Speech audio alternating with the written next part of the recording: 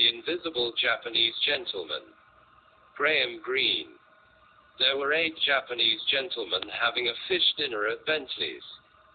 They spoke to each other rarely in their incomprehensible tongue, but always with a courteous smile and often with a small bow. All but one of them wore glasses. Sometimes the pretty girl who sat in the window beyond gave them a passing glance, but her own problem seemed too serious for her to pay real attention to anyone in the world except herself and her companion. She had thin blonde hair and her face was pretty and petite in a Regency way, oval like a miniature, though she had a harsh way of speaking, perhaps the accent of the school, Rodine or Cheltenham Ladies' College, which she had not long ago left. She wore a man's signet ring on her engagement finger, and as I sat down at my table with the Japanese gentleman between us, she said, "So you see we could marry next week." Yes. Single quote. Her companion appeared a little distraught. He refilled the glasses with Chablis and said, "Of course, but mother, I missed some of the conversation then, because the eldest Japanese gentleman leant across the table with a smile and a little bow, and uttered a whole paragraph like the mutter from an aviary, while everyone bent towards him and smiled and listened, and I couldn't help attending to him myself. The girl's fiancé resembled her physically. I could see them as 2 miniatures hanging side by side on white wood panels. He should have been a young officer in Nelson's Navy in the days when a certain weakness and sensitivity were no bar to promotion. She said, "They are giving me an advance of £500, and they've sold the paperback rights already." The hard commercial declaration came as a shock to me. It was a shock too that she was one of my own profession. She couldn't have been more than 20. She deserved better of life. He said, "But my uncle." Single quote. "You know you don't get on with him. This way we shall be quite independent." "You will be independent," he said grudgingly. "The wine trade wouldn't really suit you, would it? I spoke to my publisher about you, and there's a very good chance if you began with some reading." Single quote. "But I don't know a thing about books. I would help you at the start. My mother says that writing is a good crutch." Single quote.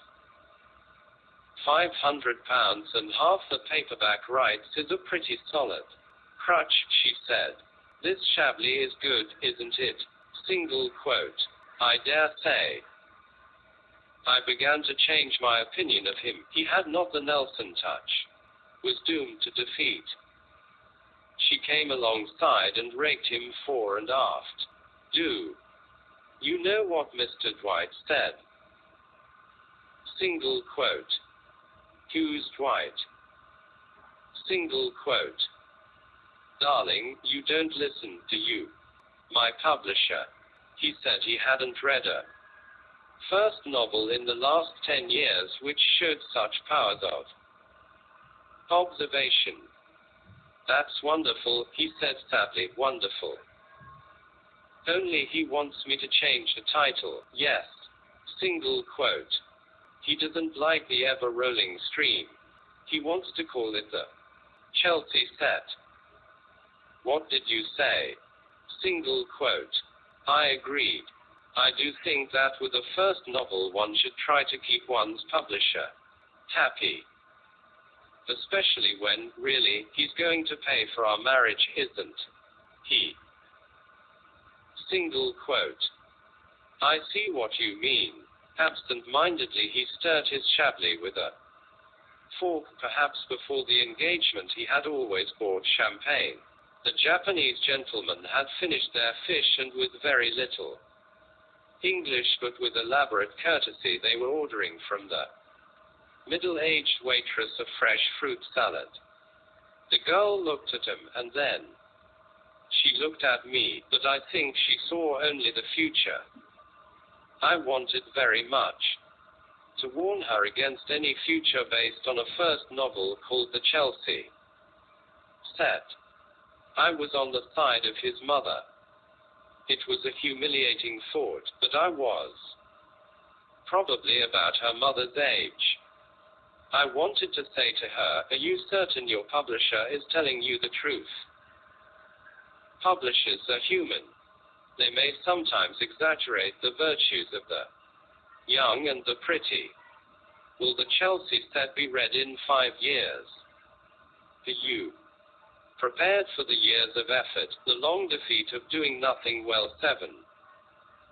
As the years pass, writing will not become any easier. The daily effort will grow harder to endure. Those powers of observation will become enfeebled. You will be judged, when you reach your 40s, by performance and not by promise. My next novel is going to be about Saint-Tropez. I didn't know you'd ever been there. I haven't. A fresh eye is terribly important. I thought we might settle down there for 6 months. There wouldn't be much left of the advance by that time. The advance is only an advance. I get 15% after 5,000 copies and 20% after 10.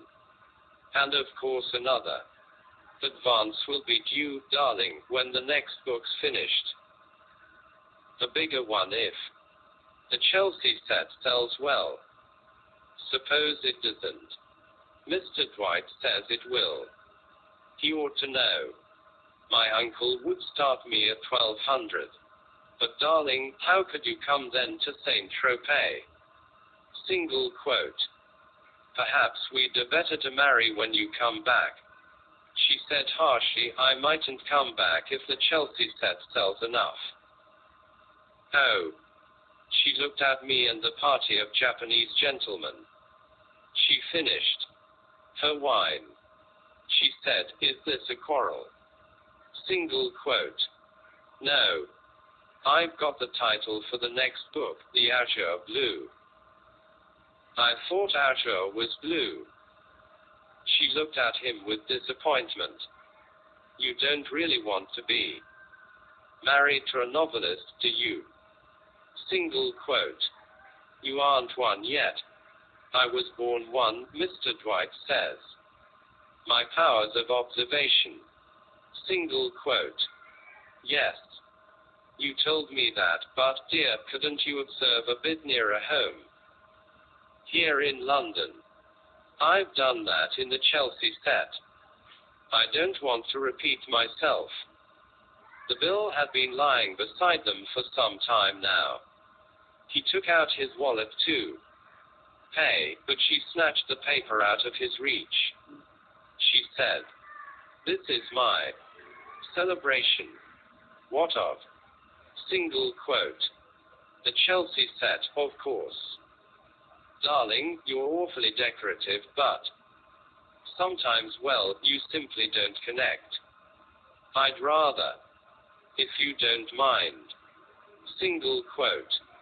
No, darling, this is on me. And Mr. Dwight, of course. He submitted just as 2 of the Japanese gentlemen gave tongue simultaneously, then stopped abruptly and bowed to each other, as though they were blocked in a doorway. I had thought the 2 young people matching miniatures, but what a contrast in fact there was.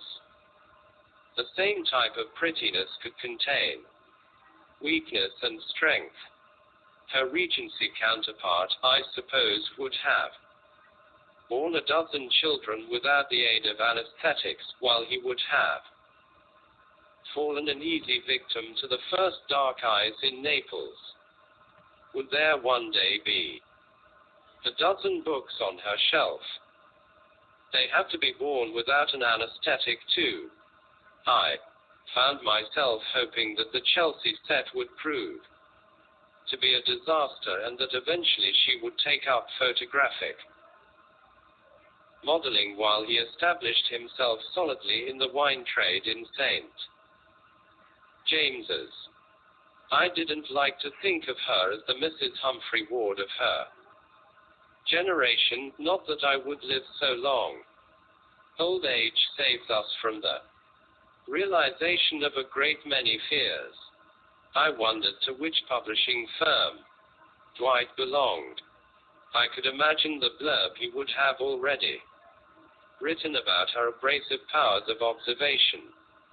There would be a photo, if he was wise, on the back of the jacket, for reviewers as well as publishers. A human, and she didn't look like Mrs. Humphrey Ward. I could hear them talking while they found their coats at the back of the restaurant. He said, "I wonder what all those Japanese are doing here." Single quote. "Japanese," she said. "What Japanese, darling? Sometimes you are so evasive. I think you don't want to marry me at all."